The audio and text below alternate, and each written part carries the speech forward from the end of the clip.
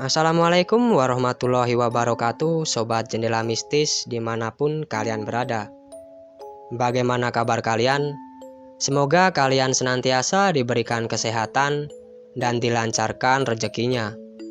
Pada episode kali ini, saya akan membawakan cerita mistis pendakian yang dialami oleh seorang pendaki wanita yang bernama Frilia Aika dengan judul Pendaki Tak Kasat Mata. Tanpa berlama-lama, mari kita menuju ke ceritanya. Assalamualaikum warahmatullahi wabarakatuh. Salam sejahtera bagi Sobat Jendela Mistis. Perkenalkan, nama saya Frilia Aika, berasal dari Ngawi, Jawa Timur. Untuk kali ini saya akan membagikan pengalaman mistis yang saya alami ketika mendaki ke Gunung Lawu di tahun 2019. Awalnya saat itu tim kami hanya berjumlah 7 orang, yaitu Sinto sebagai leader, Hanif, Slamet, Eko Narwoto, Fitri, dan saya. Waktu itu kami sempat khawatir karena rombongan kami berjumlah ganjil. Dan juga mitos di Gunung Lawu tidak boleh mendaki dalam jumlah yang ganjil, memakai baju berwarna hijau, dan di blacklist untuk pendaki yang berasal dari Kabupaten Cepu. Namun Sinto menyangkal semua itu, karena dia sudah pernah mendaki ke Gunung Lawu kurang lebih sebanyak 14 kali, dalam jumlah ganjil maupun genap. Dan semuanya baik-baik saja. Wallahu alam. Awal cerita, waktu itu saya menggunakan bis dari Ngawi untuk menuju ke UNS, Universitas Negeri Surakarta. Saya berangkat jam setengah 5 sore dan tiba di UNS ketika waktu maghrib. Di sana kami akan melakukan meeting point bersama teman-teman yang lain. Kebetulan waktu itu saya satu-satunya peserta yang berasal dari Ngawi. Sinto dan yang lain naik motor dari Jogja. Saya yang lebih dulu sampai di UNS. Sembari menunggu yang lain, saya rebahan di depan gapura. Ada laki-laki yang mendekati saya dengan langkah yang sedikit ragu. Wajahnya tak asing. Rupanya itu Joko, kawan saya dari Ngawi yang bekerja di Solo. Joko tahu, minggu lalu saya baru saja mendaki ke Gunung Sindoro, dan dia nampak kebingungan saat melihat saya tengah membawa carry lagi. Tawa kami saat itu pecah saat saya dibully Joko. Ah, sial ketemu adek ini. Jadi ketahuan kan, pikir saya waktu itu. Sekitar jam 7 malam, teman saya yang dari Jogja sampai di UNS. Saya baru berkenalan dengan mereka, kecuali Sinto dan Hanif, yang sebelumnya sudah kenal ketika mendaki ke Gunung Sindoro. Selepas berkenalan, yang lain langsung beristirahat untuk meregangkan otot. Sedangkan saya dan Sinto ke pasar tradisional yang berada di kota Solo untuk berbelanja logistik sebagai bekal pendakian untuk naik ke Gunung Lawu. Saat itu kami patungan untuk membeli sayur. Saya bertugas menentukan menu. Namun jujur, saat itu saya bingung mau belanja apa. Saya tak tahu selera mereka, dan mereka ingin menu apa. Akhirnya Sinto memberi saran agar saya membeli tempe dan sosis. Baiklah, masalah pertama sudah tuntas. Akhirnya kami kembali ke UNS dan timbul masalah kedua. Mereka berenam dari Jogja membawa 3 motor. Itu artinya saya tidak mendapat jatah motor karena dari Ngawi naik bis. Jarak yang lumayan jauh. Apalagi Solo dan Karanganyar merupakan kota yang tertib berlalu lintas. Tak mungkin bila salah satu dari kami harus boncengan 3. Untunglah saat itu Joko mau mengantar saya sampai ke Karangpandan. Ternyata ada untungnya juga ketemu Joko, ucapku waktu itu. Setelah mengantarkan saya, kira-kira jam menunjukkan pukul setengah 12 malam. Saya berpisah dengan Joko. Saya pribadi mengucapkan banyak terima kasih kepadanya. Sayang sekali, saya melewatkan kesempatan untuk memotret Joko. "Sampai ketemu di Ngawi, Dek Joko," ucap saya sebelum dia pergi. Dari Karangpandan, salah satu motor harus dipakai bertiga. Sinto, Eko, dan Hanif yang akhirnya mengalah. Saya dibonceng Narwoto, sedangkan Fitri dibonceng Slamet. Tidak begitu jauh, tapi tanjakannya membuat Hanif turun sejenak. Motor yang ia naiki tak bisa nanjak lagi. Akhirnya kami tiba di base camp Candi Ceto sekitar jam 1 dini hari. Sinto kembali lagi untuk menjemput Hanif yang sempat turun. Setelah semua tiba di base camp, kami menghadapi masalah ketiga. Tak ada tempat untuk beristirahat, karena waktu itu hari weekend. Base camp waktu itu sangat penuh. Impian saya untuk rebahan setiba di base camp mendadak kandas. Tak putus asa sebagai leader, Sinto mencari tempat yang sebenarnya kurang lazim untuk disebut tempat. Karena itu akses menuju toilet dan rombongan kami menutup akses itu. Pengunjung base camp yang akan ke toilet harus berputar arah karena ada rombongan kami yang sedang rebahan di situ. Rombongan cowok mengeluh kelaparan. Sedangkan Fitri langsung ambil tempat untuk tidur. Niat saya ingin nyusulin Fitri, namun tidak tega. Saya harus masak untuk rombongan. Saya berpikir menu nasi goreng cocok untuk mengganjal perut mereka yang sedang kelaparan. Yang lain menyiapkan bahan-bahannya, sedangkan saya meracik bumbu. Sebisa mungkin kami masak dan makan dengan cepat, agar bisa lekas istirahat dan menyiapkan tenaga untuk esok harinya agar siap mendaki. Dan di pagi harinya, kami bersiap-siap untuk melakukan pendakian. Namun di base camp kami bertemu dengan Fajar, Ferry, dan Tria. Mereka rombongan dari Semarang dan Pekalongan. Rupanya Fajar sudah kenal Fitri lewat media sosial Instagram. Sinto mengajak mereka untuk bergabung, dan jadilah kita bersepuluh. Sebenarnya pendakian kali ini bukan hanya puncak yang jadi tujuan. Namun Sinto punya niatan menjadi relawan yang akan membawa rumah dupa hingga di pos 5 atau Gupak Menjangan. Rumah dupa tersebut beratnya mencapai 25 kg. Entah bagaimana nanti cara membawanya. Kami berniat membersamai Sinto dalam pendakian serta menuntaskan misi baiknya.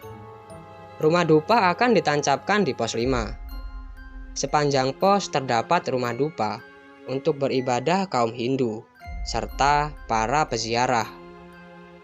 Akhirnya kami memulai start pendakian jam 6 pagi.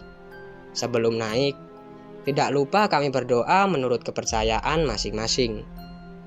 Meski ada terselip sedikit ragu karena beban rumah dupa yang Sinto bawa. Namun dengan tekad bulat, semoga bisa sampai di pos 5 dengan selamat. Langkah kecil pun dimulai. Sedikit demi sedikit kami menjauh dari Candi Ceto untuk menuju ke pos 1. Kami bersepuluh melangkah terpisah. Slamet dan Fitri sudah jalan terlebih dulu, disusul Eko dan Hanif. Lepas dari Candi Ceto, nafas mulai susah diatur. Saya berjalan beriringan dengan Narwoto, Ferry, Fajar, dan Tria yang tak banyak bicara. Melihat Tria yang lebih banyak diam, ini mengingatkan saya saat mendaki ke Gunung Sindoro pekan lalu. Hanya diam dan terus berjalan. Sebenarnya saat itu saya kecapean, tapi tak mampu untuk mengungkapkan.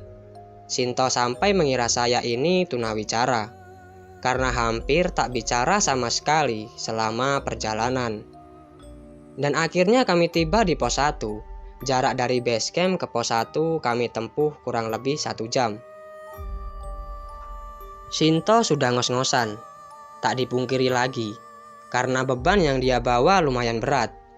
Rumah dupa yang beratnya sekitar 25 kg membuat kami harus berhenti sejenak untuk beristirahat kurang lebih selama 10 menit.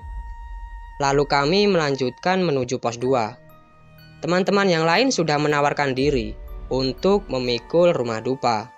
Namun Sinto tidak nyaman membawanya bersama-sama. Yah, kami hanya bisa membersamai dan berdoa agar tidak terjadi apa-apa. Sampainya kami di pos 2 dengan jarak tempuh sekitar 90 menit. Di situ Tria nampak kelelahan, namun tak ada sepatah kalimat pun yang ia utarakan. Dia hanya menggigit madu saset. Entah kenapa bila sedang naik gunung atau perjalanan kemanapun, yang pertama ingin saya makan adalah buah-buahan. Untunglah banyak beri hutan yang bisa saya petik. Meski kecil tapi lumayan buat menambah glukosa. Tips untuk teman-teman, glukosa adalah gula yang menambah tenaga. Bisa dengan makan gula aren atau makanan yang lain yang mengandung glukosa. Hal tersebut berfungsi untuk menambah tenaga. Ternyata di tengah perjalanan dari pos 1 menuju pos 2, kaki Tria terkilir. Pantas saja, waktu kami break dia hanya diam saja dan tak banyak bicara. Saya dan Fitri mencoba memberikan pertolongan pertama. Tak beberapa lama Tria bilang sudah lebih baik. Sekitar 15 menit kami berada di pos 2. Lalu kami kembali melanjutkan perjalanan menuju ke pos 3. Hanif, Eko, dan Sinto sudah jalan terlebih dulu. Kami janjian bertemu dan makan siang di pos 3. Saat itu masih siang. Namun kabut mulai turun lalu menghilang. Turun lagi dan menghilang lagi. Perjalanan kami jadi lebih syahdu, apalagi diiringi burung jalak. Banyak cerita yang beredar bila saat mendaki ke Gunung Lawu diikuti burung jalak, maka burung tersebut akan menuntunmu hingga puncak apabila diberi makan. Cerita lain menyebutkan bahwa burung tersebut jelmaan dari Wongso Menggolo atau yang sering disebut Kiai Jalak, salah satu abdi raja yang mengantar Raja Brawijaya V hingga puncak Hargodalem. Singkat cerita, akhirnya kami semua tiba di pos 3 di jam 10 siang. Agak naik sedikit, maka ada sumber air melimpah atau disebut pos air.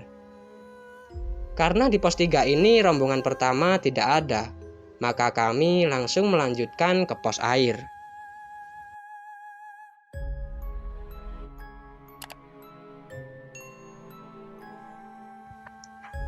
Di pos air inilah kami bersepuluh kembali bertemu untuk masak, sholat, makan, serta istirahat untuk sekedar mengembalikan tenaga.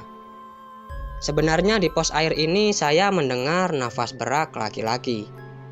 Tapi saya lihat kiri kanan, tidak ada apa-apa. Suara itu kembali terdengar hingga 3 kali. Dalam hati membaca ayat kursi dan terus beristighfar. Dan akhirnya suara tersebut hilang dengan sendirinya. Cukup istirahat selama 1 jam, kami pun melanjutkan perjalanan. Perjalanan kami kembali terpisah dengan rombongan. Saya berjalan berdua dengan Narwoto. Namun jarak kami tak terlalu jauh dengan Fitri dan Slamet. Sinto kali ini tertinggal dengan Hanif dan yang lain. Di pos 4 saya benar-benar ingin tidur. Fitri yang sudah tidur dan tiba terlebih dahulu, dia sudah memejamkan mata. Saya menyusul di samping Fitri. Sementara yang lain menunaikan sholat asar. Kalau di pos air kami bisa wudhu. Di pos 4 ini sudah tidak ada sumber air. Yang ingin menunaikan sholat bisa bersuci dengan tayamum atau bersuci dengan debu. Hal ini pula yang saya ajarkan kepada Fitri. Dan cara menentukan arah kiblat berpatokan dengan arah matahari, melihat bayangan dan meraba lumut di pohon. Lumut yang menempel di pohon biasanya berada di sebelah barat, karena sisi pohon sebelah barat lebih lembab. Setelah cukup istirahat dan sholat, Sinto baru tiba di pos 5. Dia langsung tidur. Sesampainya di pos 4, sepertinya kondisi kaki Tria sudah membaik. Sinto yang terbangun karena tahu rombongan Tria sudah tiba. Dia membongkar isi tas Tria yang ternyata membawa tenda. Beban carrier dikurangi agar Tria bisa berjalan lebih cepat. Setelah rombongan sudah lengkap, sekitar 1 jam kami berada di pos 4. Kami memang sedikit santai, mengingat Sinto yang sedang membawa rumah dupa dengan berat 25 kg. Jadi mau tidak mau, kami harus bersabar.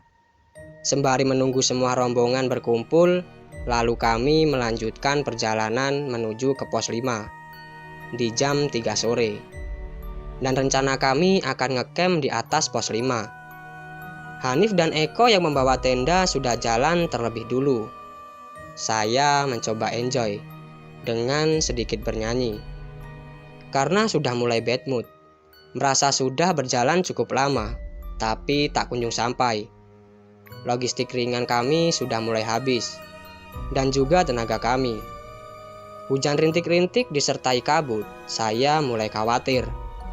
Ada suara yang memanggil saya dari belakang. Setelah ditoleh, wajahnya nampak asing.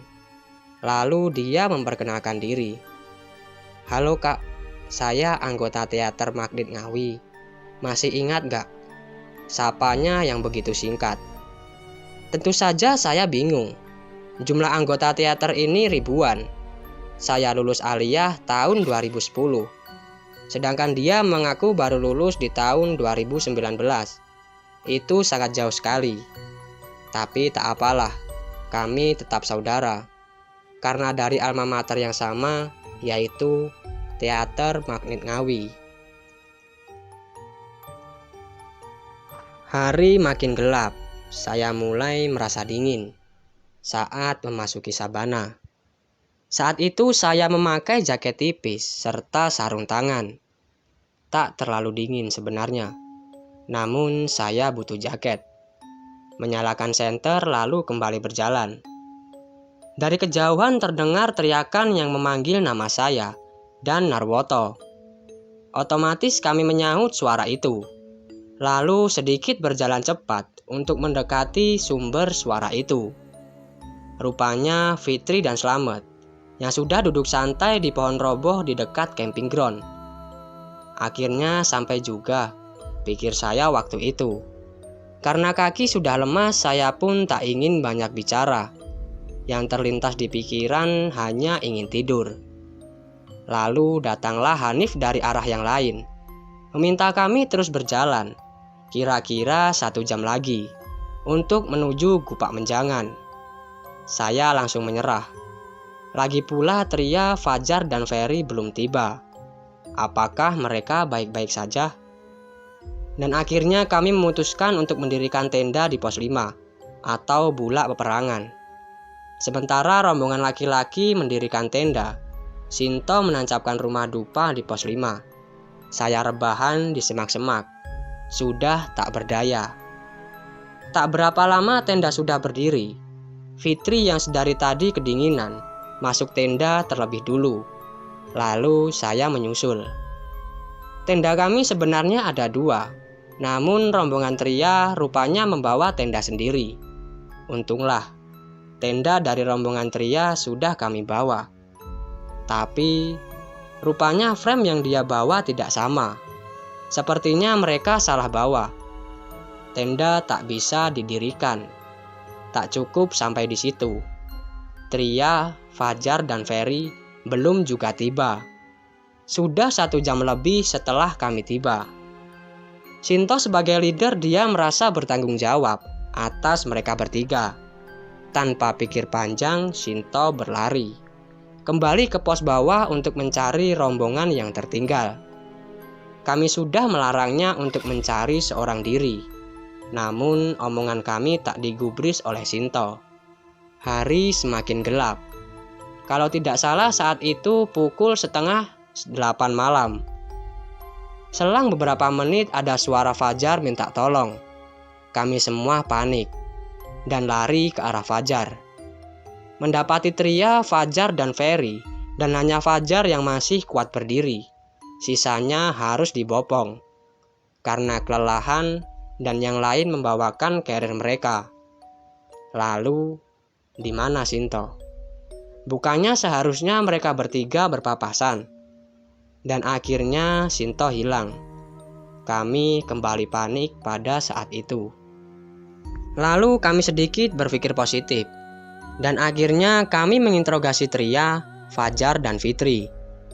Seharusnya mereka berpapasan dengan Sinto, karena dia turun dan berlari, bertujuan untuk menjemput mereka bertiga. Namun mereka bertiga benar-benar sama sekali tidak ketemu dengan Sinto. Kami sempat berdebat saat itu, tapi ya sudahlah. Kami hanya bisa berdoa dan berpikir positif. Karena Sinto adalah relawan gunung, dia sudah belasan kali naik ke Gunung Lawu. Kami yakin sih, dia akan baik-baik saja. Namun kondisi gunung tak bisa diabaikan. Sudah 2 jam lebih dan belum ada tanda-tanda Sinto kembali. Kami sepakat, bila 3 jam lebih dia belum kembali, kami semua akan turun tangan untuk mencari, kecuali 3 anggota yang kelelahan tadi. Saya menunggu sambil memejamkan mata, hanya sekedar terpejam, tapi tidak benar-benar tidur. Saya mencoba menerawang keberadaannya, berkomunikasi dengan Tuhan melalui doa, melepaskan raga agar beristirahat, namun jiwa yang akan mencarinya. Dalam bayangan yang tak begitu jelas, ada langkah kaki setengah cepat, lalu saya bertanya, "Di mana dia?" Seolah-olah ada suara yang menjawab pertanyaanku. "Kancamu karo putuku, engko lak balik. Temanmu bersama cucuku, nanti juga kembali."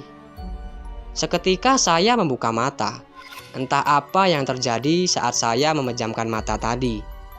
Saat itu rasanya sedikit panas. Sementara Fitri mengeluh kedinginan.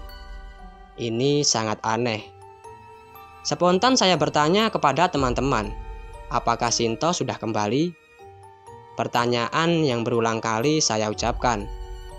Yang lain hanya menggelengkan kepala.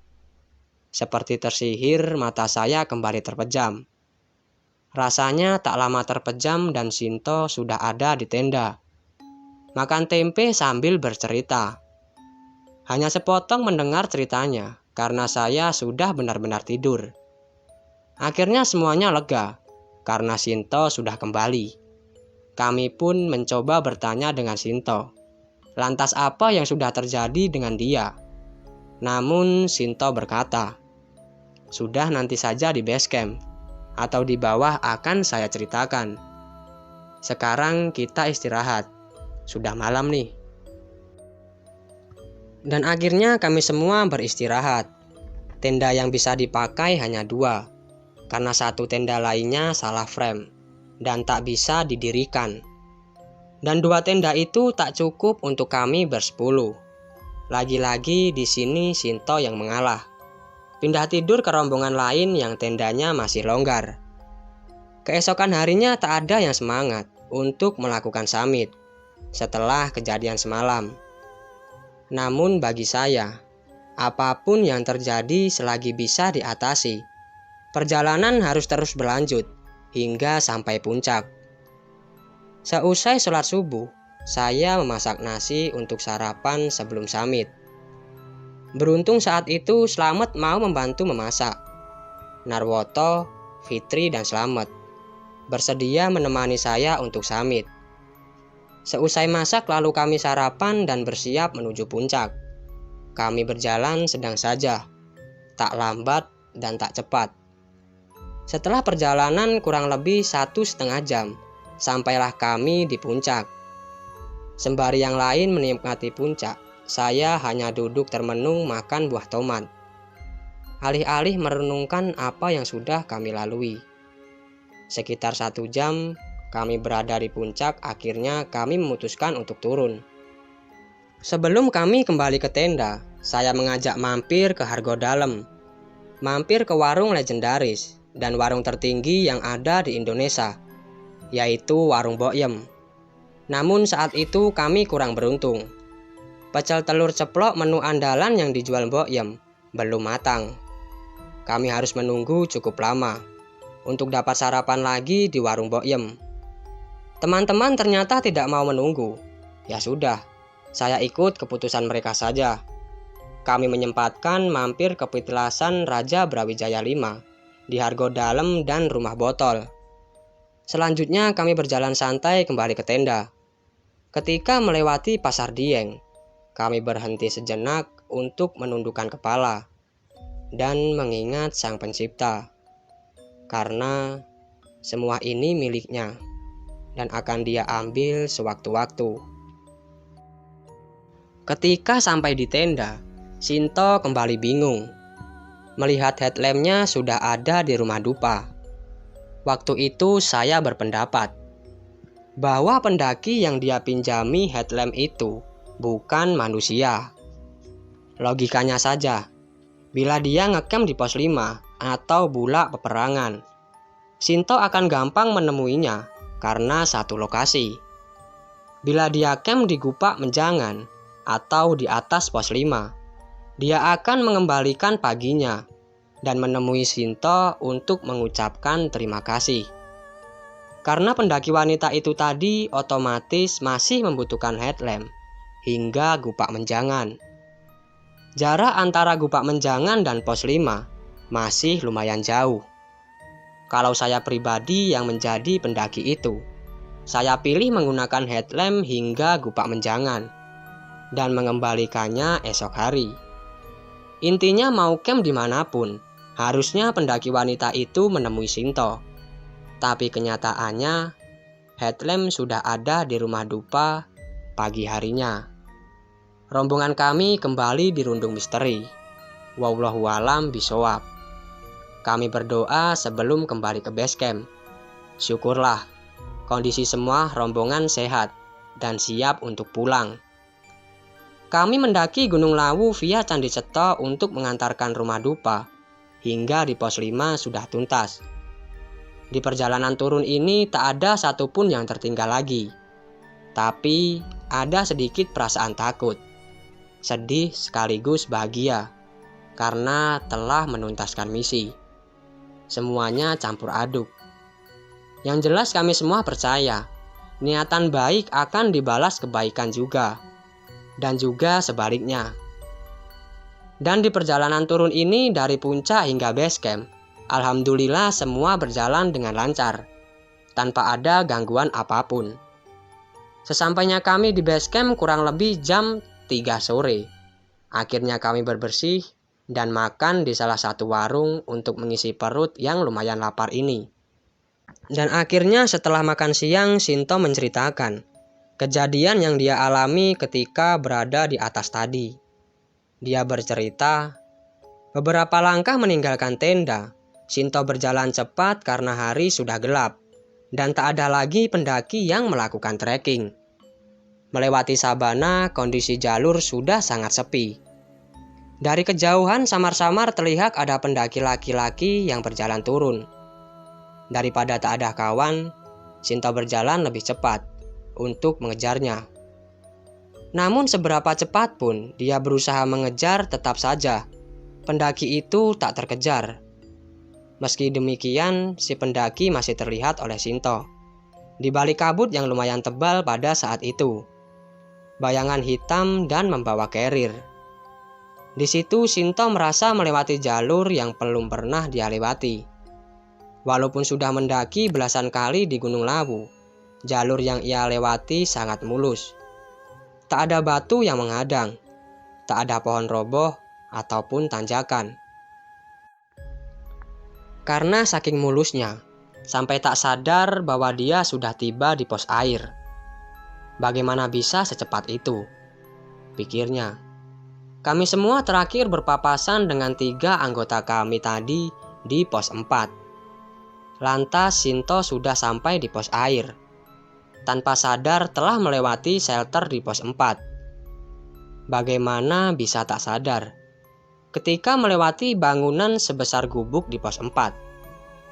Tanpa memusingkan hal itu, Sinto lantas tidur. Rupanya dia kelelahan, tanpa jaket, tanpa matras ataupun tenda. Sinto asal saja merebahkan tubuhnya yang kelelahan ke tanah. kabut kebal dan udaranya lumayan dingin pada malam itu. Tapi dia tak merasa kedinginan sama sekali. Cenderung hangat katanya. Lelap dia tidur hingga akhirnya mendengar ada suara yang membangunkannya. "Le, tangi, kancamu wis turu ning tenda. Le, bangun, temanmu sudah berada di tenda." Spontan Sinto terbangun. Melihat kiri kanan sama sekali tak ada orang. Dari kejauhan dia kembali melihat bayangan pendaki yang sebelumnya juga dia ikuti. Pendaki itu kembali naik. Sinto lagi-lagi mengikutinya. Benar-benar tak ada orang lain lagi yang bisa diikuti selain pendaki itu. Dan benar saja, baru juga mulai trekking, tapi sabana sudah terlihat. Sinto menoleh ke belakang. Dia sangat heran. Sebenarnya jalur mana yang dia lewati? Rasanya begitu cepat dan mulus. Barulah di dekat sabana, Sinto berpapasan dengan pendaki lain. Seorang wanita tanpa senter ataupun headlamp. Berjalan seorang diri di dalam gelap. Spontan Sinto memberikan headlampnya yang dia pakai dan berpapasan agar dikembalikan di rumah dupa yang berada di pos 5. Lantas dia meninggalkan pendaki wanita tadi dan menoleh ke depan. Pendaki laki-laki yang sedari tadi dia ikuti sudah tak terlihat. Siapa pendaki yang sudah menunjukkan rute sangat cepat itu untuk Sinto? Ataukah pendaki tak kasat mata? Entahlah, hingga saat ini kami semua juga bingung. Tak ada sepatah kata pun yang keluar, hanya untuk sekedar berkenalan. Bahkan untuk menunggu langkah Sinto yang lumayan cepat saja, dia tak memberikan kesempatan. Pendaki itu masih jadi misteri. Biasanya Sinto akan membersamai pendaki yang jalan seorang diri. Namun kali itu, entah dia panik atau bagaimana. Mungkin ingin lepas sampai di tenda dan memastikan semua anggotanya selamat tanpa mementingkan orang lain terlebih dahulu. Sampai di tenda, Sinto lega melihat semuanya baik-baik saja. Sinto lantas beristirahat dan bercerita kepada teman-temannya yang khawatir karena dia menghilang. Kurang lebih 2 jam Sinto meninggalkan tenda. Dia bercerita kalau tidur di pos air selama 1 jam. Berarti total perjalanan pulang pergi dari pos 5 hingga pos air adalah 1 jam. Dan sungguh hal itu sangat mustahil. Sekalipun yang berjalan seorang atlet, tak mungkin waktu tempuh bisa secepat itu. Kami semua kaget dan merasa tidak percaya dengan apa yang sudah dialami Sinto. Karena pulang pergi dari pos 5 hingga pos air hanya ditempuh dengan waktu 1 jam. Itu sangat mustahil. Tapi tak ada yang tidak mungkin, apalagi sedang berada di gunung. Seusai Sinto bercerita, akhirnya kami bersiap-siap untuk kembali ke UNS. Dari UNS kami berpisah, dan saya kembali ke Ngawi menggunakan bis. Dan yang lain kembali ke Jogja menggunakan motor. Dan akhirnya kami tiba di rumah masing-masing dengan selamat. Itulah sedikit cerita yang bisa saya sampaikan. Semoga bermanfaat bagi teman-teman yang sudah mendengarkan cerita ini. Saya Frilia Aika mengucapkan terima kasih. Wassalamualaikum warahmatullahi wabarakatuh.